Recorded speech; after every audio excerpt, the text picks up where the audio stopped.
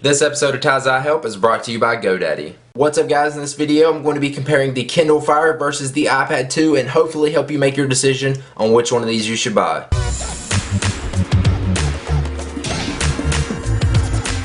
Alright, so let's get started comparing these two. Now I know a lot of people have said you cannot compare the Kindle Fire to the iPad 2 because they're two completely different devices.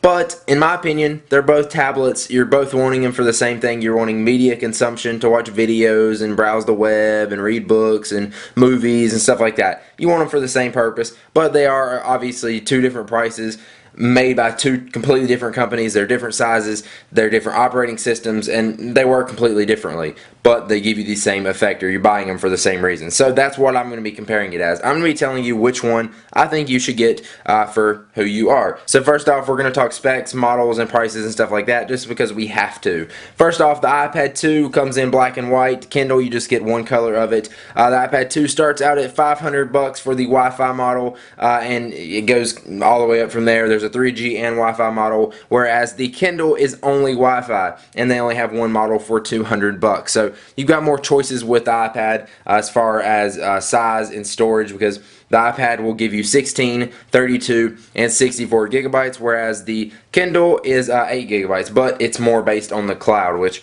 Apple's moving towards the cloud anyway, so they're both kind of the same in that sense, and I don't think storage space really matters now. Now, obviously, there's a size difference here. The Kindle is 7 inches, whereas the iPad 2 is 9.7 inches. So there's obviously a size difference, and I think the iPad weighs like 46% heavier, but you're obviously going to have a heavier device when you have a bigger screen. So it's really your preference on screen size. I like the 7-inch screen, and I also like the iPad screen. Battery life goes something like this. You're going to get 8 hours on the Kindle Fire and around 10 hours on the iPad 2, depending on what you're doing. Obviously, you get a front and back facing camera on the iPad 2, whereas on the Kindle Fire, there are no cameras, which isn't a bad thing. I never use the camera on my iPad anyways, and it's awkward to do it anyway. Now that we're through with all these spec crap, which I don't think personally matters because consumers don't really care about specs. Every tablet that comes out now is going to be fast no matter what, and they really just want to play games and have a fun device that actually works and is easy to use. Just my opinion. So first off, we'll start off with that, actually apps. So the Kindle Fire actually has Amazon's App Store. This is running Android, but it's not actually Android App Store. It's Amazon's App Store. So you're not going to have as big a selection of apps. But I did go through here. If you actually go into the store, there is a wide selection. I went on the games tab and scrolled and scrolled and scrolled on the all tab and went through over 500 games. Obviously, there's probably like hundreds of thousands of games on the Apple App Store, but you still are going to get a good choice of games. From what I've seen and from what I've played around with, games run just as good on the Kindle Fire. Sometimes the Kindle Fire is laggy just with touch. I don't know how well you can tell that, but I mean that may be something they can fix, or just maybe because they're running an old version of Android. This is running Android 2.3 with just Amazon's skin over it. So app-wise, obviously you're going to get a better selection with the iPad. You're going to get some better games. You got the bigger screen, so the games are probably going to look better and maybe even work better, but either way, games are going to work great on both devices. So if you're buying the Kindle Fire or the iPad 2 for games, apps, and stuff like that, both should suit you well, but obviously you're going to get a better choice with the iPad 2. Now, like I mentioned before, this is running Android and this is iOS. So it's two completely different operating systems, and this isn't even exactly Android because it's running their skin over it, which looks completely different. So you're getting two completely different feels. So it's really what you're used to. I'm used to iOS. I prefer their layout much better. I like how Amazon did the Kindle Fire's layout where you can scroll back and forth, but I don't know, something about it isn't appealing to me, just how the icons are different sizes. It doesn't look clean. There's definitely some improvements to be made here, whereas the iPad, it's a simple, clean layout. You know how it works right when you pick it up, and it's just easy to use. So Amazon, you could do some improvements on like the user interface and stuff like that, whereas Apple has it nailed down to a T. I do like though that Amazon added the search bar up here to the top, as well as all the categories here at the top with newsstand, books, music, video, docs, apps, and web. I kind of like that. Just something around in this region needs to change for me to like it better. Either way, you're still going to be able to access everything. It just may not look as pretty on the Kindle Fire. Now let's take a look at the web browsers on these two. I'm going to open it up on the Kindle Fire and the iPad 2. I don't know if you've seen that, but there's just overall there's a lag in the Kindle Fire. It doesn't really bother me that much. Maybe it's just because I'm used to the super snappiness of the iPad, and maybe I'm just used to the gestures and stuff on it, but I don't know. Anyways, I'm not really going to do a speed test. I will do one for you. I'll just load up my website here. I have it bookmarked. I haven't cleared cache on the Kindle Fire or anything like that, so I'm not doing this for a speed test. That's not what this video is about. So let me find my website, and there we go. So it seems like actually the Kindle Fire beat it there, but I don't know. It seems like the iPad is a little bit faster. Okay, actually the iPad did kill it there. Now, one thing about this web browser is this thing has Flash, which I don't know. I think Apple did a good thing with not putting Flash on the iPad, which Flash actually is getting killed anyways on mobile devices. But I don't know. The web browser on both are great. I prefer the iPad's web browser because it is a bigger screen, so I like to browse the web on it. It just seems easier. And sometimes these little tabs up here, it's just too small for me to tap. I don't know. It's just something about the web browser on this thing that I don't like. Now, Amazon did introduce a thing called Silk, which basically is it loads everything on their servers, which is supposed to make it faster, but as you've seen there, it's not really any faster. In some cases, it's slower. It does work good. Flash videos like YouTube, I have played that.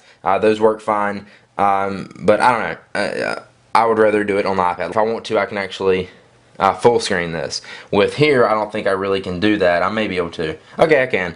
But, I don't know. I still prefer doing it on the iPad. That's just my opinion. So basically, the web browsers, they're going to give you the same thing, just different layouts and different ways to interact with it. I prefer the iPad's method, but I will have to say, I do like being able to hold this in my hand and browse the web rather than doing it on the iPad. But I like looking at the iPad screen better because it's bigger and it's better to browse on. So, I don't know. There's kind of pluses and negatives to both. You'll have to decide on that. And now let's talk about content such as magazines and books and music and videos, stuff like that. With the iPad, they're a little bit more strict on what you can do with the content you get. As for example, with the newsstand, which both has, if you buy it from here on the iPad and get it from Apple, you're pretty much stuck to just using it on your iPad. With the Kindle, you can use this anywhere. Same goes with books. If you download it on the Kindle Fire, you can download it on your iPhone or your iPad in the Kindle app if you want to. So you're a little bit more free as far as like magazines and books on the Kindle. Now music and video and stuff like that, that's pretty much the same. But now one thing is with this, if you like start watching a video on the Kindle Fire, then you pick it up on your computer or I think even your Roku, it'll continue playing where you left off. So content on these things, Apple's going to be a little bit more strict, whereas Amazon is a little bit more open. You are going to get everything like Hulu Plus and Netflix and stuff like that via downloadable apps. So you're not really going to be constricted with any content. You'll still be able to get most of the stuff.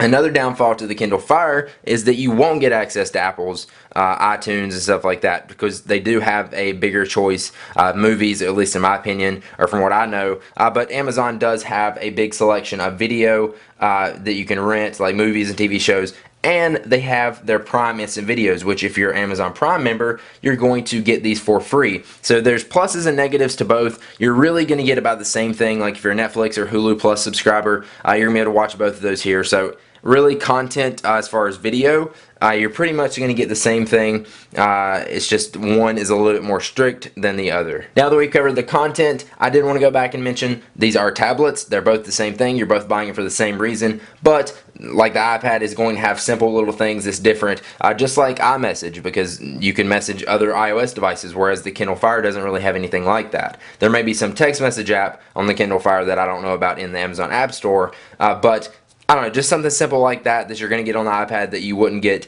on the Kindle Fire that Apple's going to provide because they got their synchronization with all of their Apple devices, whereas this is Amazon's first device, or first tablet that they've done. Alright, so let me try to answer the question, which is probably the reason you watch this video. Which one of these should you get, the Kindle Fire or the iPad 2? Personally, I think they're both great devices. I think they're both going to offer you really the same thing. It's just two different price points from two different companies. With the iPad, it's obviously obviously going to be better. You're going to have a better user experience with just the whole layouts on the iPad, but you are going to pay $500. But you may want to pay $500 for the Apple ecosystem and just the ease of use of it and all the apps and the different little things you can get on the iPad that you can't get on the Kindle Fire. But if you're buying one of these for media consumption, like music videos, apps, web browsing, stuff like that, which I don't really know what other reason you buy these for, then you may want to go with the Kindle Fire, because it is only $200 compared to $500 on the iPad.